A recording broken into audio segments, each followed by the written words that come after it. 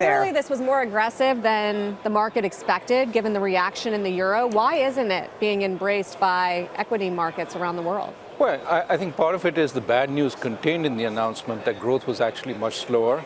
I do think that what has changed at this point is Germany and the German portion of the ECB is supporting this now because Germany is growing relatively slowly. Germany was always the part of the ECB which opposed greater easing.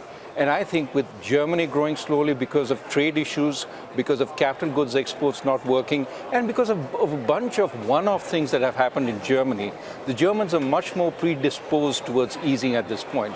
Of course, the point that you made about banks being hurt by extended periods of low interest rates, and of course, the other issue that we're back into competitive easing between central banks. The Fed moved first to ease, now the ECB has moved.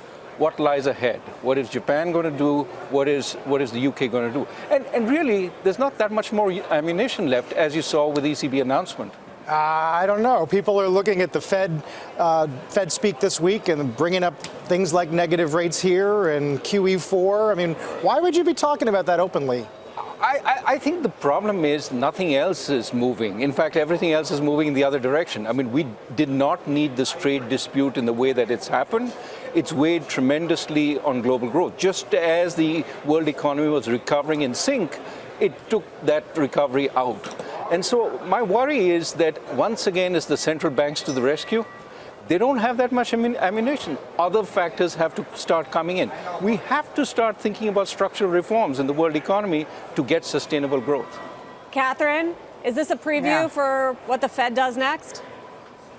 Well, I think there's some really fundamental differences between the pace of growth in the U.S. economy, how broad-based it is, how the labor market is still very strong in the U.S. So even though there's some moderation in our projections, it's still to a very rapid rate of growth, greater than the potential rate of growth in the U.S. economy. So the situation in the U.S. is actually quite different from that in Europe. Europe is much more exposed to the trade tensions. They're concerned not only of how the outcome of a U.S.-China deal might affect them negatively, and they're also concerned about the extent to which, if there is a U.S. and China deal, it's resolved, that the trade guns might start to focus on Europe, one for one directly.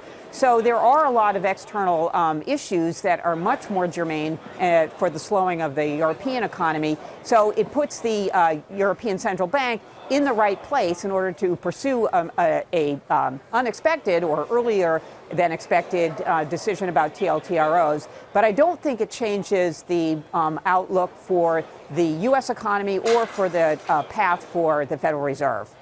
I mean, the way it does, Raghuram, is through the currency. Let's be clear. Yeah. Europe is supposed to grow 1% this year. That's a lot different than where we are in the U.S. We're still in the 2% range, according to some of the forecasts, Raghuram. So at what point does the U.S. feel the brunt of this global slowdown if we get moves like this and the dollar continues to strengthen to this point where the Fed has to act? Right. I think I agree with Catherine that we're not there yet. What one hopes is we get a good trade deal soon. That will elevate sentiment. A lot depends on the consumer in the United States. The consumer benefits from the low inflation because spending power still is maintained. And you hope that if consumption starts coming back towards the second half of this year, investment will start strengthening once again.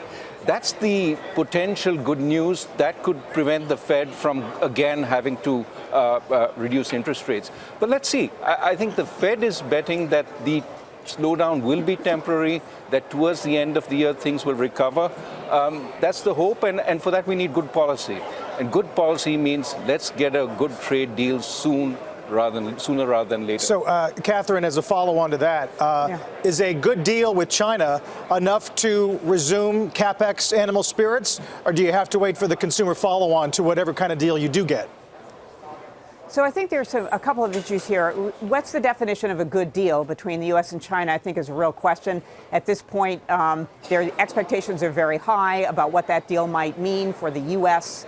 Producer, the exporter into China. whether or not they might get more market access, whether they might get less imports of certain products that are competing with U.S. Producers in the U.S. So that's just about U.S. and China. But I think there are increasing concerns about what it means if China starts to buy things from the United States instead of buying them from third markets. Now, that means there's whatever the U.S. might gain, other countries might lose. And so that's a great global uncertainty. And of course, for a lot of U.S. companies, China isn't the only market. They care about a lot of other countries as well. And so what the nature of a good deal might look like, I think, is still quite a question. And it's not clear that whatever special deal we might get on a bilateral basis with China actually ends up being good for the global economy. That's kind of interesting. I mean, the purchase and promise thing ostensibly is good for the U.S., but would it come at the expense, Raghu, of global growth? That's absolutely right. What I mean by a good deal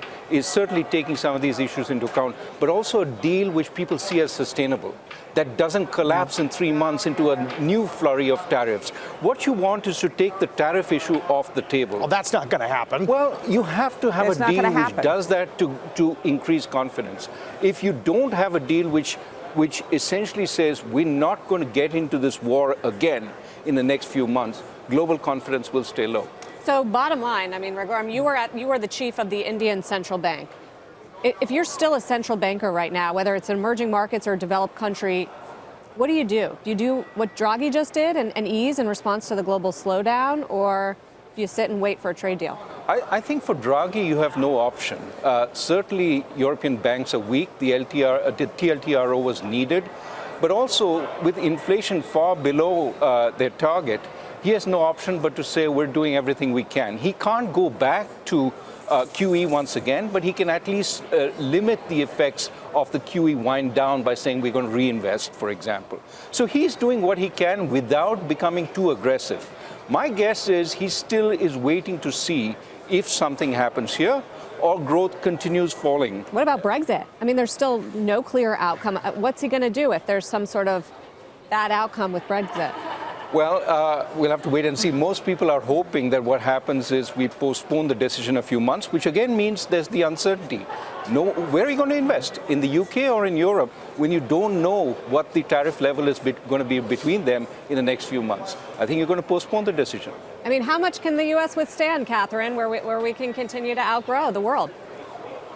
Well, I think that, it is the case that global slowdown is going to have negative implications for the United States. We are not, in the U.S., a closed economy inured from the global outcome. So it ultimately does come back to the U.S. shores. I mean, it already has, arguably, even today, in the context of the potential concerns about earnings for large multinationals, not only from the dollar, but also from prospects for global growth being slower than they'd hoped. So, there is a feedback effect, and that's, we can see how long the U.S. consumer can be robust and keep in at least CapEx rising in order to deal with the tight labor market. A lot of firms are investing in order to either substitute for labor that they can't hire or to complement the labor that they can hire. So we do see investment continuing on that score.